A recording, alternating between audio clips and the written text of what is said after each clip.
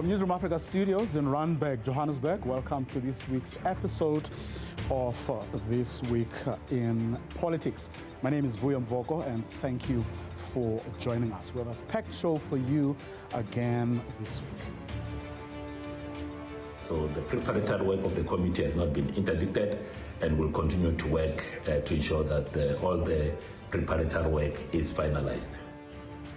President Cyril Ramaphosa lives to fight another day as another decision, this time from the highest court in the land, gives him yet another reprieve. It seems to me that you are not taking this commission seriously.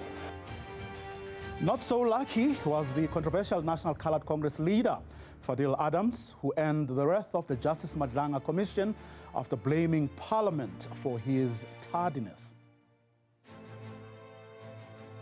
And speaking of Parliament, it's in a race against time to sign off on new legislation meant to regulate coalitions and to do that before the November elections. All that and more in today's episode of This Week in Politics.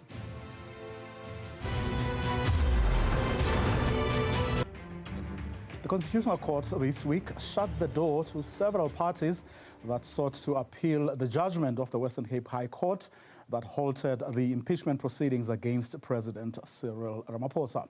The African Transformation Movement and its parliamentary leader, Vuyo had approached the Apex Court in a bid to overturn the High Court judgment, arguing that the interdict granted to the president impeded Parliament's ability to hold the executive accountable. The Apex Court found that it would not be in the interest of justice to hear the matter, which was later joined by the EFF, the MK Party, and the UAT, because the High Court will hear and make a determination on Ramaphosa's review application only in September, the outcome of which will render the interdict moot. I sat down with our politics reporter, Zoleka Kodashe, soon after the ConCourt released its ruling. You'll remember that part of the requirements that a party must satisfy when approaching the Constitutional Court directly is that the Constitutional Court must be satisfied that it is in the interests of justice to actually grant that direct access to it. That's in terms of Section 167 of the Constitution, and the court finding that essentially the application does not, granting the application or granting a hearing would not be in the interests of justice, given the fact that the review application that has been launched by President Cyril Ramaphosa to review and set aside the Section 89 independent panel report will be heard in early September. So given that, that may also render the interim interdict moot. And so based on that, it is not in the interests of justice to actually grant that direct access and the leave to appeal application. Which means the president's review is what will be heard before that impeachment process in Parliament. That's correct. The review application is scheduled to be heard in September. And insofar as it relates to the actual interim interdict that was granted to the president, any substantive work of the impeachment committee is still stayed. So essentially they cannot commence with their public hearings until the review process has been finalized. So pending the outcome of the review application, which is the Part B application, the interim interdict still stands. Which, of course, doesn't stop or necessarily stop the impeachment committee from proceeding with its terms of reference processes, appointing an evidence leader, and all those other things. All those can happen concurrently. However, they cannot begin with the public hearings. That's correct. You'll remember that the impeachment committee also held another meeting recently, I think it was last week, where they nominated an evidence leader. And that process now, we understand, is fully underway, but there are some objections to the nomination of Advocate Griffiths Madonsela Senior Counsel to actually steer that particular process and assist the impeachment committee insofar as it relates to their fact-finding mission. So what we expect is that their draft terms of reference as well, that is also something that is in the finalization process. They are in the middle of doing all of that preparatory work, and so that process has not been halted. If you remember, the judgment of the Western Cape High Court did mention that the public hearings, the impeachment committee is halted from, or their impeachment process in terms of the public hearings is stayed pending the outcome of the Part B application. And given the fact that this is a constitutional court ruling, Vuyo, the ATM and others have no other avenue to explore right now until that review process. That's correct. Whether they may approach the Constitutional Court perhaps for reconsideration is not something that we are aware of at this time. We expect that the parties, you remember that it's not just Vuyo, it's as well as the ATM, it's the MK party as well, yes, as well as the UAT. In fact, those two parties have also been denied leave to file their replying affidavits in this particular matter. We also understand that the EFF was also part of the parties that were trying to challenge the outcome or the judgment of the Western Cape High Court. So as to what they will be considering at this moment is still something that we will be exploring, but at this stage, that process has been stayed. Director at the Council for the Advancement of the South African Constitution, Lawson Naidoo, said the Constitutional Court's decision to dismiss the application for a direct appeal against the impeachment process interdict in the Phala matter did not come as a surprise. Given that the Western Cape High Court will be hearing President Ramaphosa's main application, which is his challenge to the report of the independent panel that gave rise to the establishment of this impeachment committee in just 3 weeks' time, and that the applicants, the various political parties, as well as the impeachment committee, had not made out a case for direct access to the Constitutional Court. And given the timeframes, it was no surprise that the Constitutional Court said that they would not entertain the matter. Naidoo says the opposition party's attempts to overturn the court's decision were merely a political strategy aimed at keeping the Phala matter in the public spotlight ahead of the elections. Their intention really was to keep the pressure on the president, to keep the pressure on Parliament itself, and in the way that they got the impeachment committee to actually join the proceedings after the application had been launched, was really a political strategy in the hope that they might succeed at the Constitutional Court. With local government elections coming up, they wanted the opportunity to try and get the president in the dock, as it were, to embarrass him and his political party ahead of those elections. Parliament's Impeachment Committee says it respects the Constitutional Court's decision, but will continue with its preparatory work.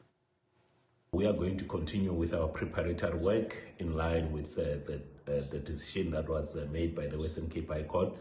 We are moving to finalize the terms of reference. We are going to meet next week to move closer to finalizing the terms of reference, but also to get an update in the appointment of the evidence leader. So the preparatory work of the committee has not been interdicted, and will continue to work to ensure that all the preparatory work is finalized.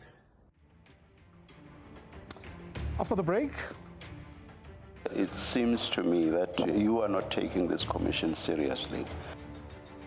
MP and National Coloured Congress leader Fadil Adams incurs the wrath of Justice Madanga. He is, however, adamant that his testimony will shock the nation when he eventually appears next week. MP and National Coloured Congress leader Fadil Adams was not as fortunate as ANC leader and President Cyril Ramaphosa.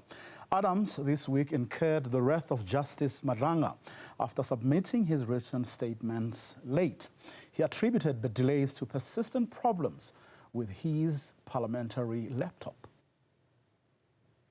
Now, about 3 months back, you became aware that a statement was required of you. So according to what you say, which is hard to believe, you have had 3 months and we only get your statement after 9 p.m. last night. What excuse do you have for that? There is no excuse, Justice, because when I emailed the Commission about 2 weeks ago, I asked for a date. I was given the date of the 11th. I emailed back. I said to them that it is voter registration, 6th, 7th, 8th. I essentially have 5 days to complete this thing. Can I have a slightly later date? The Commission... Why would you have asked for a date? You would have seen from the communication which you got 3 months back that the statement was required from October last year already. Why would you have asked for a date? 3 months back, you become aware that, oh, for such a long time, a statement was required from me. You still ask for a date instead of saying, wow, I'm very late already, and quickly putting your statement together. Why only a week or a couple of weeks back do you ask for a date only then? The Commission asked me 3 questions, Judge, and I felt that I could offer much more than 3 questions, which is why I asked for a date. When the date was proposed on the 11th, I emailed back. I said, can I have just a little bit more time? And I was told, no, the 11th is the only available date. I moved heaven and earth. I sat up nights to conclude this thing. And I'm not saying that I'm doing that what I did was right. But what I'm saying is I tried my level best to meet the deadline of Thursday. I couldn't. What I will say, and I will stop here, what I will say is it seems to me that you are not taking this commission seriously.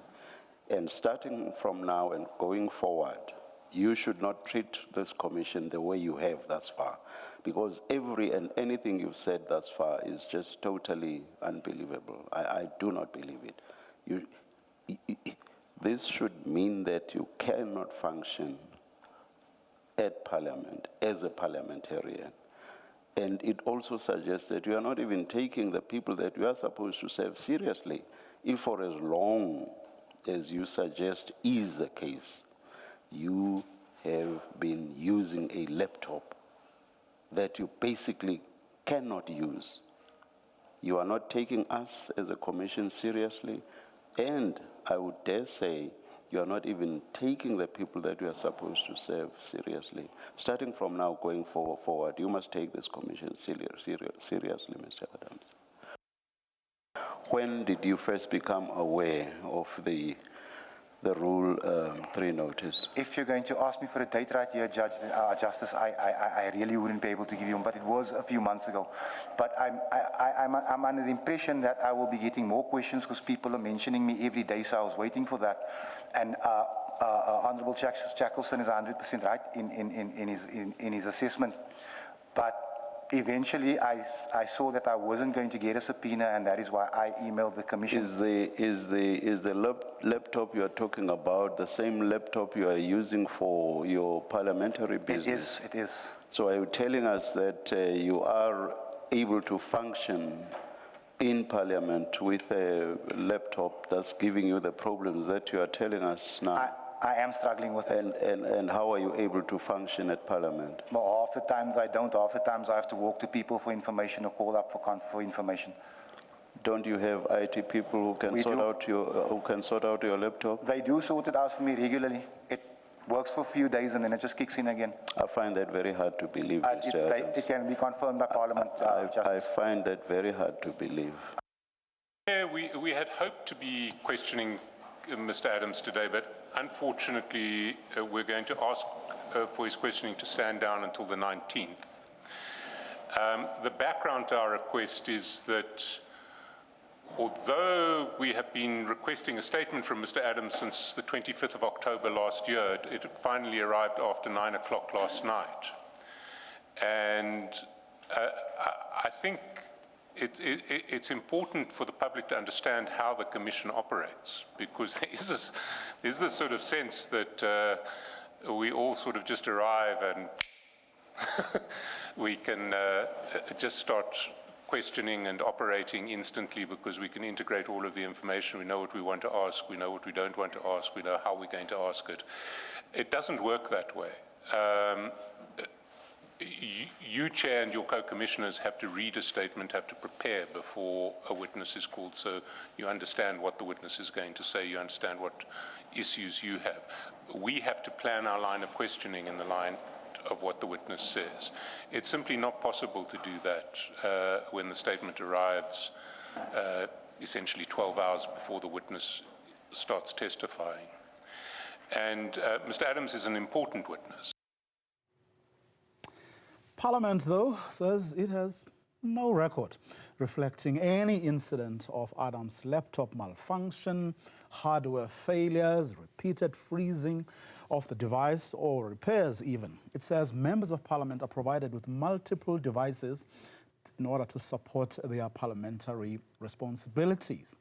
Now, Adams is also on a 20-day parliamentary suspension after contravening Parliament's Code of Ethical Conduct and disclosure of members' interests. Appearing before the Pinetown Magistrates Court on Friday, Adams had this to say about his much-anticipated appearance on the 19th, which is next week. The South African Police Service is shot. There's nothing left of it, and it must be repaired. So we're looking forward to a reset. We're hoping that the Madlanga Commission is granted 3 years to do its work. That's how deep we think the rot is. But it's going to come out at Madlanga because we haven't connected the dots. We're presenting hard copies, solid evidence, and yeah, I think the country is going to be more than a little bit shaken when they understand what the heroes have been up to. It's actually ridiculous. Like if anybody's been watching Madlanga for the last 2 days, maybe now you understand why certain people are taking drastic steps. Because it's clear that we've got hit squads in blue. And we've got a provincial commissioner of KZN who's concerned about everything except what's happening in his own province. That there's an apparent mafia running the subs, that we've got, it looks like cartel hitmen basically in blue uniforms, no dockets, no case numbers, no names, no witnesses, stage scenes, stage shootings. It's madness. Is like South Africa. You know what? Dan Corder says it best. South Africa's a movie. Speaking of movies, Adams also faces charges of fraud and defeating the ends of justice. He's accused of interfering in the investigation into the 2017 murder of ANC youth leader Sindiso Magaqa. This followed 2 separate visits that he undertook to Westville Prison to interview inmates without obtaining an official parliamentary mandate. He's out on a 10,000 rand bail, prohibited from contacting witnesses, and must report to Mitchell's Plain SAPS twice a week. Let's bring you some election-related political news now, beginning with this one. The African National Congress has convened a series of local government elections briefings. With the briefings mark the start of the ANC's formal review, it says, of its performance across local government and as part of its preparations for the upcoming 2026 local government elections. This week, I sat down with party NEC member Dixon Masemola. It is true that the National Executive Committee of the ANC, as part of centrally so, of course, preparing ourselves for the 4th of November municipal elections, we thought it would be very appropriate for the organization to do an internal performance assessment, and to the extent we would have been able to implement, or where there would have been some constraints with regard to the realization of the plan that was unveiled in 2021 municipal elections, and to the extent that we have been able to roll out that commitment through implementation plans in various municipalities throughout the country. We thought on the eve, as we prepare for the 4th, it's very important to assess where are we, how far have we gone, what are the real issues, what constitute the balance of probabilities with regard to areas of constraints and difficulties, but most importantly, did you think that you did a great job? Sorry? Do you think you did a great job? Well, in other words, you delivered on the promises you made back in 2021. Well, the state of local government report the state of the organizational assessment points to a balanced situation in terms of accounting on the work that we have done. Truly so, over successive electoral processes and periods, the ANC has been able to fundamentally change the political and governance landscape throughout the country in many parts of our municipalities, notwithstanding the fact that part of that realistic assessment and observation is the fact that there are inherent areas of challenges where we could have done much better. And of course, those areas of challenges, those areas of constraints, we are not denying those issues. So as I'm saying, the assessment points to a balanced situation in the country. And we are quite certain that where there are difficulties and constraints, we are not throwing our hands in the air, because we do have a plan on how do we readjust the system, how do we readjust the structures of our municipalities, particularly on areas that relates to either systems. We have got a systems response plan from a policy point of view. We have got an understanding that where there could have been leadership difficulties and challenges, how do we go around those matters at this point? So it's a balance. I don't think there can be a denial, or we can dismiss the fact that more South Africans have access to electricity today than has been the case before, that there's more access to sanitation. People who never had homes have had the opportunity of getting homes over the past 30 or so years. But there's a whole range of other problems that have arisen over the past 30 or so.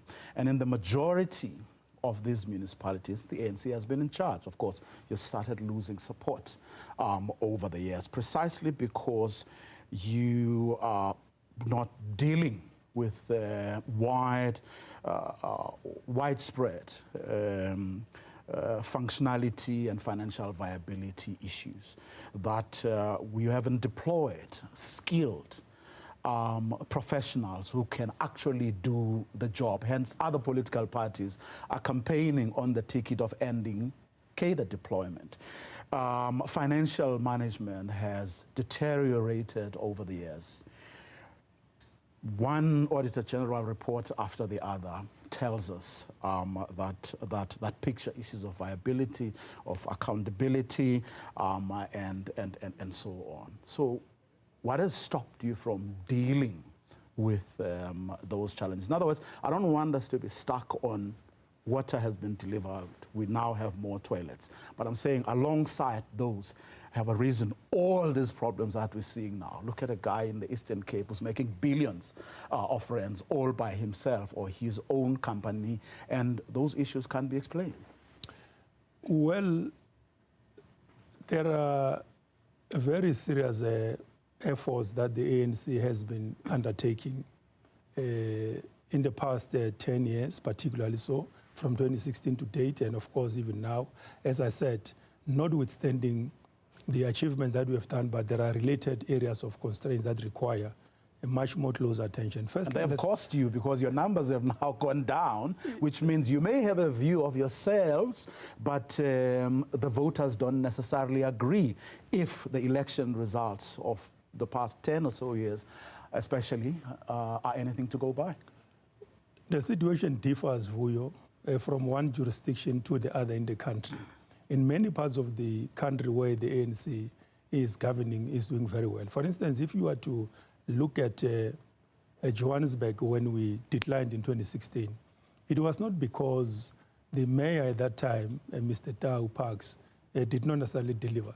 There were very compounding problems and realities that basically, unfortunately, coincided with the municipal election, where there were national political developments, I think, which we were quite aware at that time, which impacted on the situation in the city. And of course, unfortunately, from that time to date, the composition of the municipal structures here were very different. But coming back to the points that you are raising, financial management and as well as viability of municipalities, there are two components to it. The citizens in this country throughout, they are owing municipalities close to 400 billion rands as consumers. Departments, together with business, their own municipalities, not less than 30 to 40 billion rands. Now, all those monies put together, if they were to be paid tomorrow, these institutions will be more viable. And that is precisely because, to the extent that the economy is underperforming, the socio-economic conditions of our people, to a larger extent, would have impacted on their ability to basically continue to pay for services and therefore sustain the revenue capacity of municipalities. That is one part. Related to it as well is how, therefore, prudently and efficiently those meagre resources that get secured could be utilized. Of course, there are those internal, inherent systemic issues that require our attention. The third aspect of it is how do we strengthen the financing model of municipalities, mindful of the fact that of the entire nationally collected revenue, I think we are quite aware that the 1998 white paper process made an assumption that municipalities must pay 90% of the operational costs, whereas they carry more functions than both provinces and as well as national. The ANC is also blaming coalitions for its failures. And in a minute, we're going to be discussing that issue, how Parliament is in a race against time to pilot legislation that is meant to deal with coalitions ahead of the November 4 election. That and more. The man who could be the ANC's mayoral candidate for the city of Johannesburg, where it is facing tough competition from the DA's Helen Zille, that's Reverend Frank Chikane, appeared before the TRC Commission this week, where he rejected criticism by lawyer Jasmine Suka over his conduct in dealing with Truth and Reconciliation Commission cases. This after Suka said his approach to the cases wasn't in support with the victims. During cross-examination at the TRC inquiry, the commission is investigating allegations of political interference in the investigation and prosecution of apartheid-era crimes. The National Prosecuting Authority's handling of the plea and sentencing agreement involving those who participated in the attempted poisoning of Reverend Frank Chikane in 1989 was thrust into the spotlight at the Gampepe Commission of Inquiry on Thursday. At the heart of the testimony was Chikane's attitude towards the NPA's prosecution of his would-be killers in the years leading up to October 2007. His testimony shed light on why he initially kept his distance from the prosecution process and whether his concerns about the NPA at the time influenced the case handling and the eventual plea and sentencing agreement. Everybody's debating about their interest around my pain. I think that's the problem. So I don't understand. The meeting didn't end well. Yes. Because she was very angry. It looks like they built their case around me coming to do whatever I needed to do. And at that point, she refers only to government years. All that you are trying to ascertain. Chikane's decision not to participate initially raised questions about the level of confidence within government and amongst victims in the institutions tasked with pursuing justice for apartheid-era crimes. During his cross-examination, Chikane revealed whom he did not trust and why. I could not dictate to them, to the NPA. The prosecutors, I could not dictate to Ackerman, but I was suspicious that he may do it as a part of their strategy to negate this. I did not trust them. At the point when Flock and Van der Merwe came to me, I collected more information from Flock and Van der Merwe because they wanted to get help. But the essence of what you're saying in this paragraph is that you actually did not trust Mr. Ackerman. Yeah, no, I accept that. That there was lack of trust. Lawyers representing victims of apartheid-era human rights violations questioned Chikane's reluctance to participate in the prosecution process, particularly given his position as a victim of an apartheid-era assassination attempt. We will be submitting to the Commission that there wasn't the slightest basis to make that accusation against Ackerman that he would prosecute in that fashion without evidence or for purposes of failing or for purposes of precipitating cases against other people. Any response to that? No, you have the right to make your determination, but it doesn't change my view. Chikane hit back, saying the decision to pursue his case rested with him and him alone. Those who differed with me because it was a personal issue, they were saying, Reverend, your approach will destabilize the country. And I'm not saying government or ANC, it's individuals. And I was saying, no, but I just want the evidence to be put in court, then I can use it. Otherwise, I'll be sued if I use it. Chikane told the commission that his approach was driven by a pursuit of truth rather than legality, adding that his primary concern was uncovering the full circumstances surrounding apartheid-era crimes rather than simply securing convictions.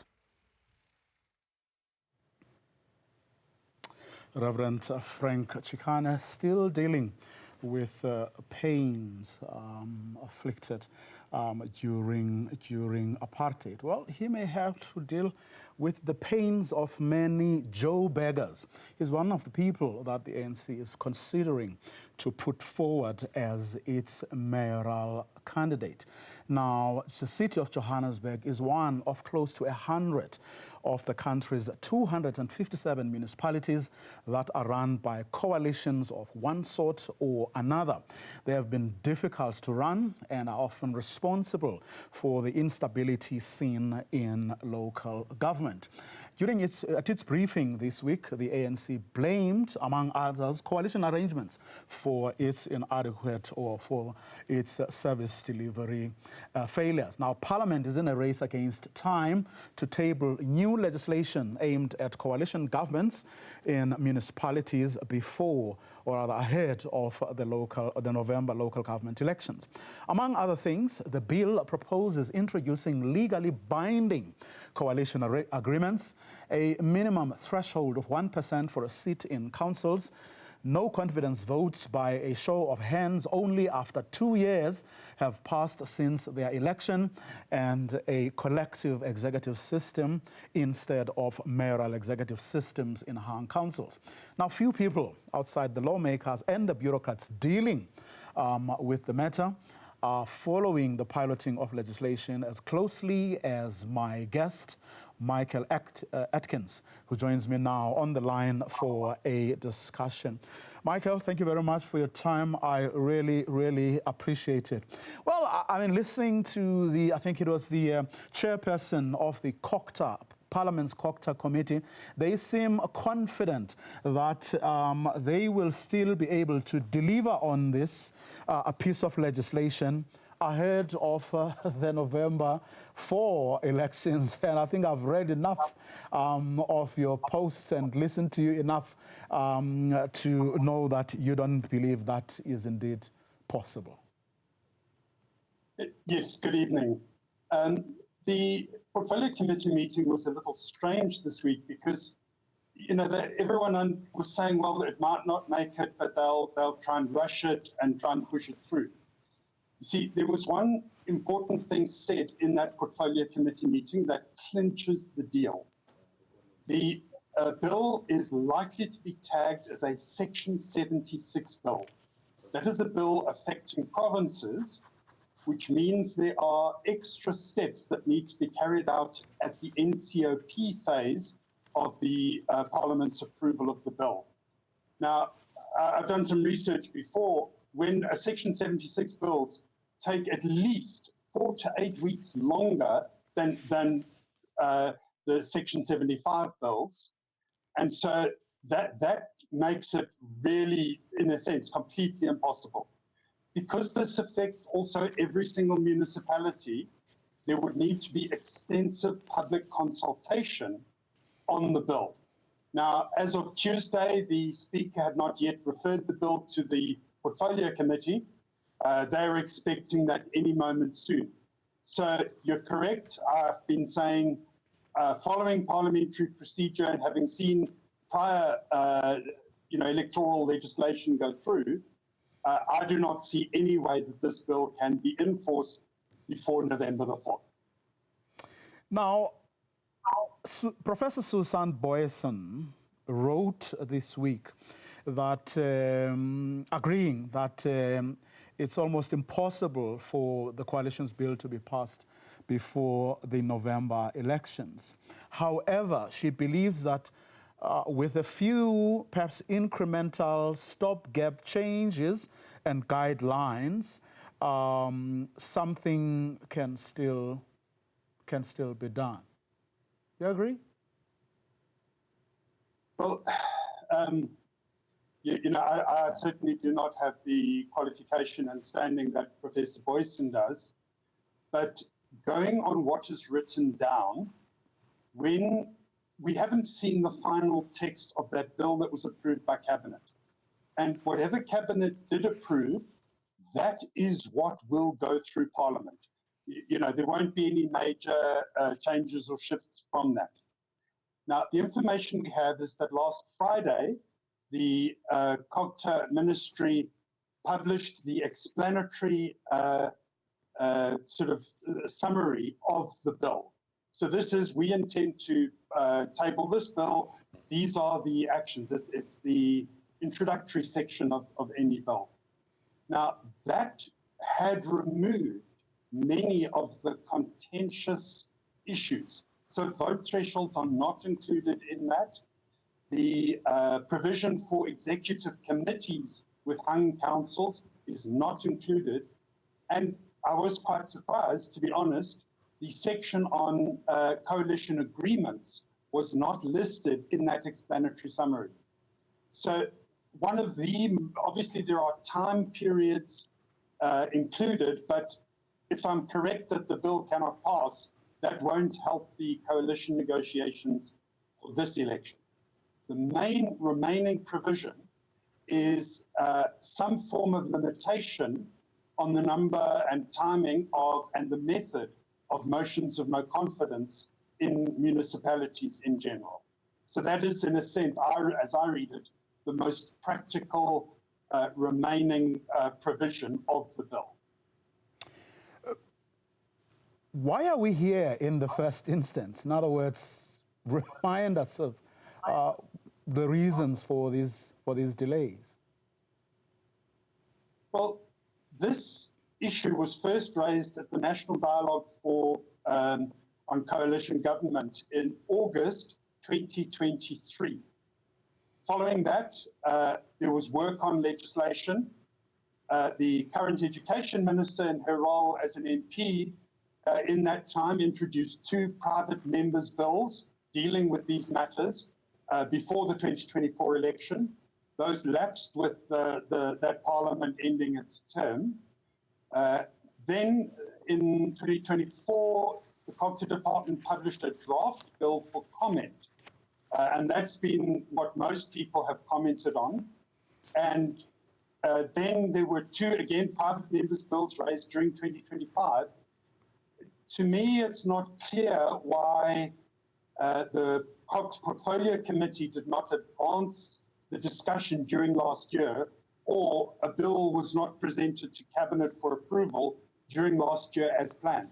So I'm not sure of the reasons behind the scenes, but it's taken some time.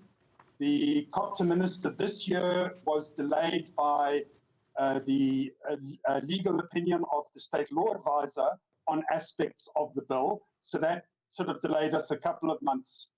But I have been surprised that it has taken so long to get to this point. Now, a lot of the things that have brought this bill to where it is now are still there. There's differing legal opinions from various quarters. There is that extensive public consultation process that they would still have to embark upon, which in itself is going to take time. But there's also differences among political parties on the various provision provisions that the bill proposes. Let's tackle a few in the little time that, in the couple of minutes that we have. One, the introduction of legally binding coalition arrangements. Do you expect a lot of differences on that one, which could further delay this process? That is not listed in the current bill. So I don't see that playing a role. And I don't think the parties have particularly differed, except that at various times there have been different proposals around the issue of what must be included around coalition agreements. So, some of the public statements are not the same as the original 2024 draft bill. So again, it's hard to comment, but I don't see that playing a role through this electoral cycle. Now, the issue of a minimum threshold of 1% for a seat in councils. The smaller parties, and those, of course, who are outside, see that as a move by those who are inside, closing the door for others behind them. Politics aside from political differences on this and the interests of the various parties, a 1% threshold, it's common in a number of countries, but it is clearly a limitation of the Section 19 rights to vote, to a fair election, to stand for elections. Whether that would be justifiable in terms of a Section 36, is it justified to limit, certain rights in this way? That is a big constitutional question that your constitutional experts should weigh in on. But there's been surprisingly little discussion of those questions over the past 3 years. And then there's the issue of no confidence votes by a show of hands, and that must be allowed only after 2 years. Only 2 years after the election. Do you expect a lot of differing opinions on that one? Because previously, the chairperson of the committee did express reservations about legislating something like that. But the 2-year prohibition was in the 2024 draft bill. The various private members' bills have proposed instead only one such motion without good cause per 12-month period. It doesn't appear that the 2-year rule is in the current bill that's being tabled in Parliament, but we don't know the precise details. There will be some limitation in that bill, but we don't know yet how that will be worded. And the show of hands looks as though that has been done away with. The explanatory memorandum talks about show of hands and secret ballots. So we don't know, again, what discretion is provided to speakers in that situation, but both will be on the table. Michael Atkins, let me thank you very much for your time and insights. Really appreciate it. Thank you. Well, the committee is still dealing with that matter, and members of that committee seem confident, at least some of them, that they will indeed be able to, or this bill will go through before the November elections. We will see if that indeed is going to happen. After the break, we have other political stories that we are going to be tracking, that we've been tracking for you this actual week. So that and more coming up in a moment. Don't go away. Former Defence Minister Vuyo has informed the Pretoria High Court that she intends to file an application for a discharge. This after the state closed its case in her corruption and money laundering case. This application will, however, only happen when her lawyers receive transcripts of the no less than 16 witnesses that have testified in the state's case. Mapisa Ngagula faces 12 counts of corruption and 1 of money laundering over allegations that she solicited about 4.5 million rands in bribes during her tenure between 2016 and 2019 as a defense minister. The case will resume next Thursday. Had a long consultation with the accused, Our intention, which was also, we have also shared with the state, is to make an application in terms of Section 174 of the Criminal Procedure Act. However, my lady, at this stage, we are humbly asking the court to make an order that will be provided with a transcript of this matter. I know that someone will argue that, but we should have been making notes. Indeed, we were making notes, my lady. However, this has been a long trial. No less than 16 witnesses have been called.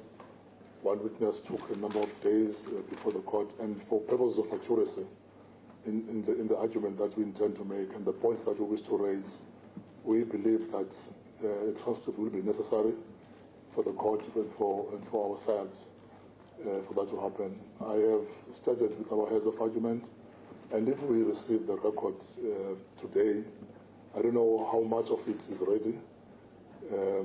We can have our heads of argument finalized by tomorrow.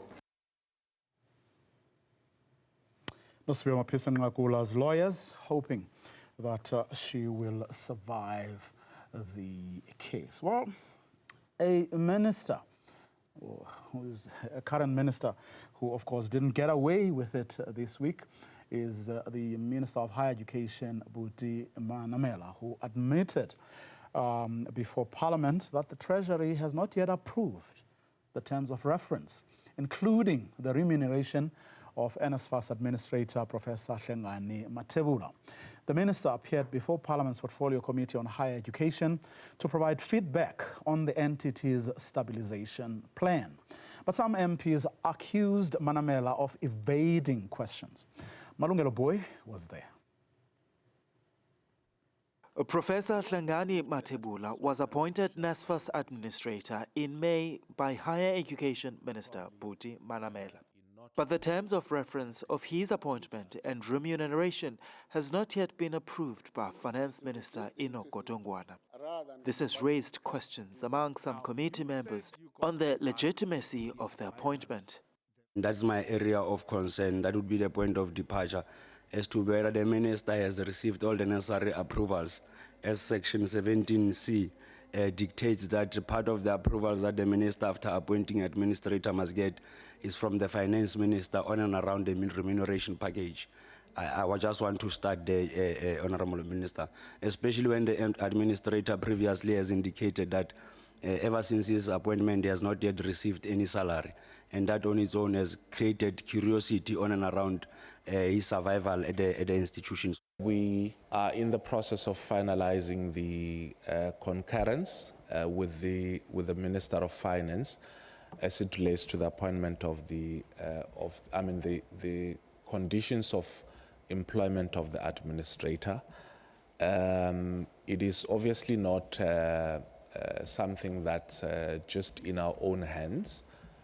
And it's something that we, as I said, are finalizing with the Minister of Finance.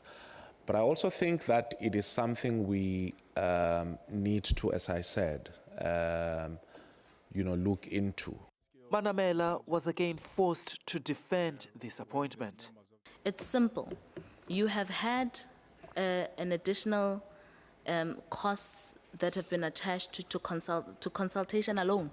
No, but the point is that it would be unreasonable to suggest that of the under 300 million operational costs of the NSFAS, you have 200 million dedicated for consultants. No, and all those other that referred to cuts figures. across the span. But in the overall, as I said, So your answer is no, confident. Minister. You're making this conversation difficult in the sense that you're refusing to just say yes or no.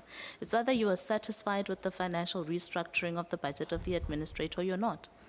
No, but that's not the issue. The issue is that with the term that is the my question. administrator Your has issue been could be in separate office. to my I'm just question. saying that the question that you're asking me is No. not relative to what the reality of the NSFAS budget Minister. is. Others lashed out at Manamela's responses. Now, I'm asking you now, in the letter sent to you by the administrator to appoint these people, did he request that, can I appoint people to be my advisors as employees, or are they coming in as consultants whom will then have a contract to provide a service of advising him? So are they employees of NSFAS appointed as advisors, or they are service providers? But that was not all. Manamela also faced criticism over the appointment of the administrators for advisors. I put it to you, Minister, that there is no such section. The administrator, together with yourself, has done something illegal to pay advisors without the approval of the Minister of Finance. The minister assured the committee that he and the finance minister will find each other on the issue. This is not a hindrance. This is an important part of the process which we, have subjected ourselves into. And as I said, I think the many concerns that the committee members have also raised around the implementation of 17A, B, and C, especially the appointment of the team that comes with the administrator, I will definitely look into those. The committee has agreed that the minister would have to return and answer more questions on the issue. At the same time, NSFAS administrator Professor Mathebula says work to stabilize the entity is slowly taking shape. For Newzroom Afrika on Channel 405, I'm Malungelo Bui in Parliament. Well, the High Court in Pretoria has since suspended the appointment of Hlengani Mathebula as the administrator of NSFAS. This is pending the finalization of an application seeking to have his appointment set aside. The application was brought by former board members who argued that the Higher Education Minister, Buti Manamela, had ulterior motives in appointing Mathebula. The court has also directed the disbanded board members to resume the governance and administration of the NSFAS in the interim. Manamela has noted the judgment, adding that he's obtaining legal advice on the implications of the judgment and the appropriate way forward. And that's our show for this week. Do join us again next week. Thank you for watching.